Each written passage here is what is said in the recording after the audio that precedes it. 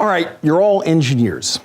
I need something that will come along to a particular DNA sequence and cut it at that DNA sequence. Pick some sequence of letters. I want you to be able to cut the DNA there. How would you go to the engineering department and design something to cut DNA at a particular location? Any takers? Scissors. Sorry? Scissors. Scissors, very small scissors, right? Because the scissors have to break a sugar phosphate backbone, so they're going to be very little. Yes? That would be nice. You need something that matches up with the bases. And somehow, if you could get something that could recognize the bases, what would be good at recognizing bases? Maybe there's an enzyme. So what you should do is design an enzyme. You go off to the engineering department and say, design me an enzyme, please, that will cut at this particular sequence. Okay, and so that's what you do. And the engineering department would say, I have no idea how I would make an enzyme that recognizes this particular sequence and cuts there. They would say, go ask an expert. So that's what you do. You go ask an expert. Who's the expert? You. I'm not the expert. The expert is bacteria. Bacteria have been at life for much longer than we have. Turns out, not just that they actually evolved earlier, but remember the generation time of bacteria, 20 minutes, if we're talking about the E. coli bacteria. The generation time of most of you, 20, 25 years, something like that. They've had a lot more generations. Anything you want to know, you sit at the feet of bacteria and you ask. Now, bacteria don't actually have feet, but that's another question, okay? So you sit at the feet of bacteria and you ask, and it turns out that bacteria have exactly what you want. Bacteria have a protein that can recognize a specific sequence and cut at the specific sequence. Pretty cool. The enzyme we're talking about is called a restriction enzyme, and we'll see why in a minute. If I have a sequence, let's see, 5' A, G, C, T, A, G, A, T, T, C, T, T, A, C, C, 3'. Going back in the opposite direction, what are we going to have? We're going to have a G, G, T, A, G, A, T, T, C, T, A, G, C, T, 3'. That'll be the sequence. It turns out that E. coli has an enzyme that will recognize this sequence. GAATTC. What is it on the other strand? GAATTC. That's kind of cool. It's a palindrome. It's not exactly an accident that's a palindrome because the enzyme is a dimer and therefore it recognizes in both directions. Anyway, it recognizes this palindromic sequence. And what it will do is, actually it's a reverse palindrome. It's in opposite strands, it's a palindrome. This is the recognition sequence. And what the enzyme will do is the enzyme will cut the sugar phosphate backbone here, and because it's symmetric, here. And what you will get are two fragments of DNA, AG, CT, AG, TC, GA, TC, TTA, and AATT. You'll get two pieces, 5', 3', and you'll have a hydroxyl group here. You have the little phosphate group here, 5'. You have your phosphate group here and your hydroxyl there. And it cuts it very nicely. This enzyme is in E. coli. It was found in E. coli strain R. It was the first enzyme found in E. coli strain R. First restriction enzyme found in E. coli strain R, and therefore this very friendly enzyme that cuts and does this is called E. coli R1. That's the name of this enzyme. E. coli is the bacteria, strain R, number 1. What is it named? The naming is pretty straightforward. We could make the naming more complicated if you'd like, but the names actually make sense. What doesn't make sense is why E. coli has this enzyme. One hypothesis. E. coli evolved this enzyme over the course of 3 billion years so that when molecular biologists got to the point that they needed to be able to cut and paste DNA, it would be there. I like that one. It's a nice hypothesis, but I don't think it's very convincing. Why? Well, horizontal transfer from what? Why? Well, mammals equalize need a way to share their genome. Yeah, but cutting up DNA. Why does E. coli have an enzyme that cuts DNA? What's the advantage? Circular? Sorry? It has circular. It has circular DNA. Wants to unfold it. Well, yeah, maybe it's good for the E. coli. It cuts open its DNA. If you ask me, having your DNA in a big circle and then having an enzyme that goes cutting it up seems dangerous. Yes? Viruses or bad DNA that they want to take out. Oh. What if E. coli is worried about getting infected by a virus and is actually a defense mechanism? What if it's kind of an immune system, so to speak? Pretty clever. Viruses have been attacking bacteria for a long time. Bacteria are no fools. They evolve ways to fight back, and a DNA cutting enzyme is an answer. So why have restriction enzymes? It's a defense mechanism. It's a defense mechanism that what it does is it restricts viruses from growing. That's where the name restriction enzyme comes from, is they restrict the ability of viruses to grow in that E. coli cell, because when the virus comes into that E. coli cell, here we go, here's our E. coli cell. This virus attaches itself to the surface here. It shoots in some viral DNA, and our enzyme comes along, our restriction enzyme, looks for this site, GAATTC. How often should you find a GAATTC site? Let's see. What's the probability of a G? 1 in 4 if the bases were all equally likely.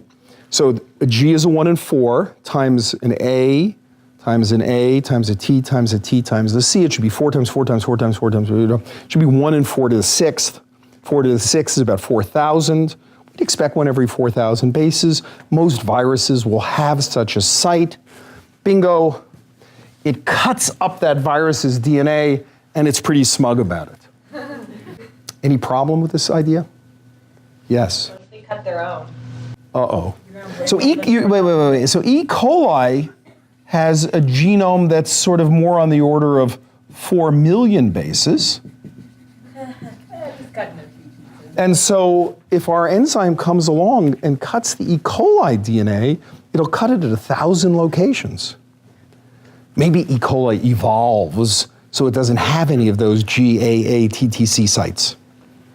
By the ones that didn't have it, doesn't sound so plausible.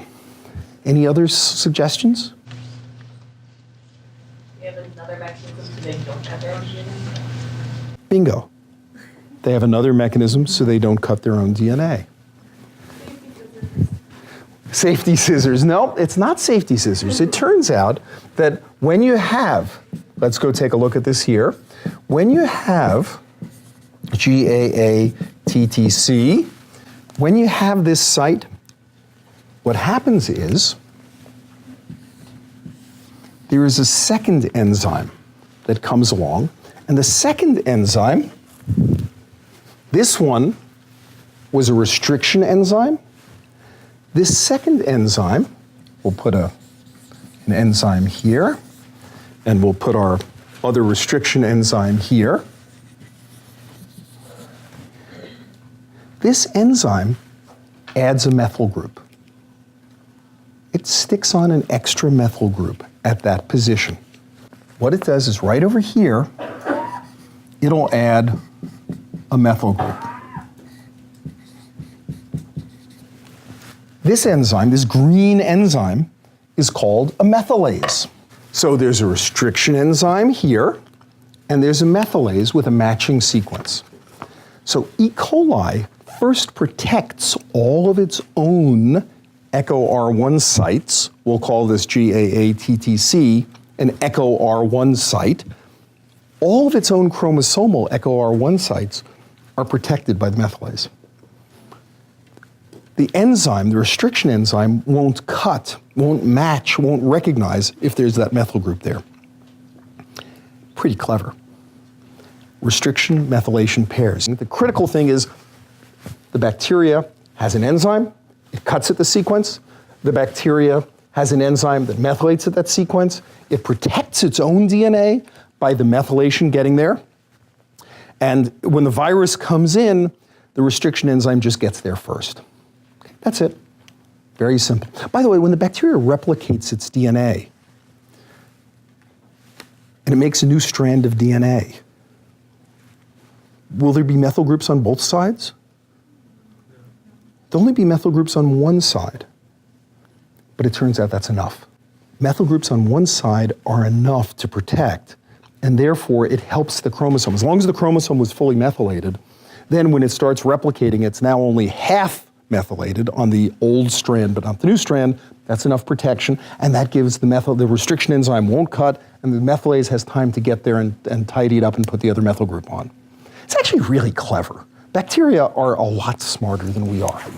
Okay, so now, this is not the only restriction enzyme. It turns out there are a lot of restriction enzymes. There are restriction enzymes, for example, of all varieties. Echo R1 cuts at GAATTC. This guy here, BAMH1, cuts at GGATCC. Different strain of bacteria makes a different enzyme, cuts in a different way. This guy here, this is called BAMH1. Bagel2 is what we call this guy. Bagel2 cuts at AGATCT. BCL1 cuts at this sequence. Well, look at that. TAA1, actually, instead of making a staggered cut like that, makes a cut like that. Echo 53K1 cuts right down the middle with no staggered anything, just smack down the middle, et cetera, et cetera. It's amazing. There are enzymes. Bacteria have come up with all sorts of enzymes that cut at all sorts of sequences in their wars against viruses. Virtually everything that can be done gets done. The bacteria have come up with solutions of all sorts. There are staggered cuts this way with a 5' end overhanging, staggered cuts that way with a 3' end overhanging, cuts in the middle. There are sequences, usually they're palindromes, they're not always palindromes. Sometimes a couple of the bases in the middle don't matter. Sometimes they cut at 4 base sequences, sometimes at 6 base sequences, some at 8 base sequences. There are some that cut at 5 base sequences. They've had a long time to work this out, yes. Now, how do you get a restriction enzyme? Well, of course, it's biochemistry. You're going to take the E. coli strain that has this restriction enzyme, you're going to grow up a lot of that strain, you're going to add the cells to liquid, they'll grow and divide, you'll grind them up and you'll purify this enzyme. And you have an assay, it'll cut this sequence. So you hand it the DNA, you purify out proteins, you see which fraction is able to cut it, and then that's how people got Echo R1. And in old times, ancient days, when ancient scientists in the 1980s 80s, for example, wanted EcoR1, they would have to grow up a bunch of E. coli and purify EcoR1. And if they wanted BAM-H1, they'd have to grow up the appropriate bacteria and they would have to purify it. Nowadays, that doesn't have to happen. If you want EcoR1, where do you go? You go to the catalog. So there's a catalog. And in the catalog, they have restriction enzymes. All sorts of restriction enzymes. Let's see what we got here. Oh my, let's see. EcoR1, right there. EcoR1. Let's see, what is it going for? You know, it's 10,000 units for $53. That's pretty good. We got BAMs, and we got, oh, look at this. It's just pages and pages and pages of restriction enzymes. And if you have a credit card and you order before midnight tonight, you can get EcoR1 or BAM-H1, or there's probably a discount on PST1 or whatever. And that's what molecular biologists do now, is if they need a particular restriction enzyme, it's in the catalog. Okay. It's, of course, really online. You don't even need the catalog. You can just go online and order a restriction enzyme. Okay, now, that was cut. What about paste? Yes, please. Different species of bacteria have a different... No, most species have one or maybe two. They don't have thousands, and they all just have different restriction enzymes. I mean, it's a garden of wonderful different tools for the molecular biologist. And some companies like New England Biolabs go out and purify new strains and identify new restriction enzymes all the time. Yes? Why do we need so many in the catalog? Well, what if I want to cut at this sequence or that sequence or this sequence? Okay, so Depending on where I want to make a cut, I have a lot of choices. Absolutely. But now, having cut DNA up, I want to paste DNA. So now I've got to take pieces of DNA and I want to paste them together. So remember, we had I'm just going to simplify our sequence now. So it looked like this, and we had a GAATTC. So that means on this strand it'll be a TTAA, and we're going to have a 5' phosphate here, and we'll have our little hydroxyl there. And we've got another piece of DNA that matches it, AATT. And it's got a little phosphate there and a little hydroxyl there. And it might be that these were matching pieces that came from here. But it could equally well be that this is a piece of E. coli DNA, and that's a piece of zebra DNA. Why not? So we have to go to the catalog.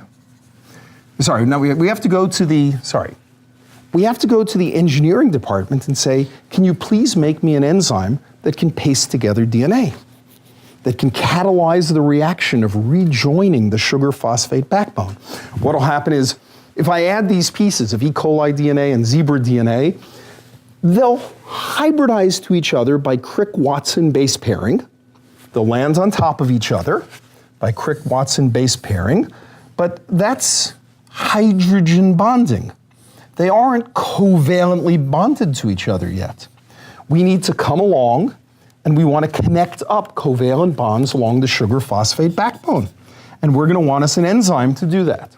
So we go to the engineering department, we say, please make an enzyme that'll take these pieces of DNA. And the engineering department says, I don't know how to do that. And they say, go ask an expert. And who do we ask? Bacteria. Question? DNA ligase do this? Yeah. Well,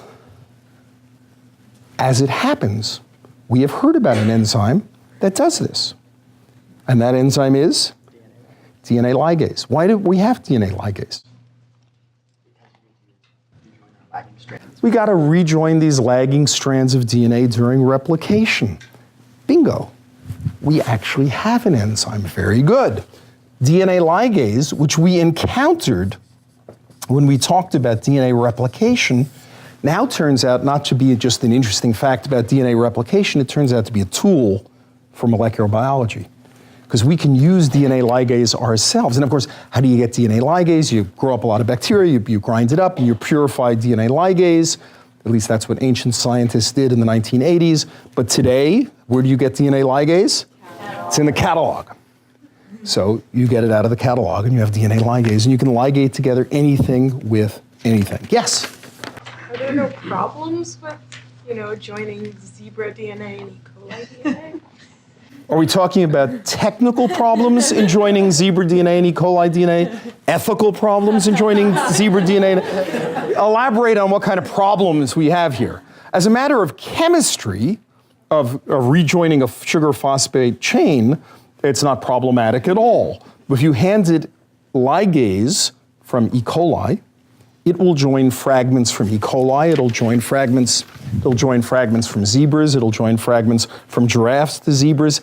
It's an enzyme. These are pieces of DNA. It doesn't care where the fragments came from. But you don't end up with like a weird mutant of some kind? I don't have anything. I don't have a mutant yet. I just have pieces of DNA in a test tube.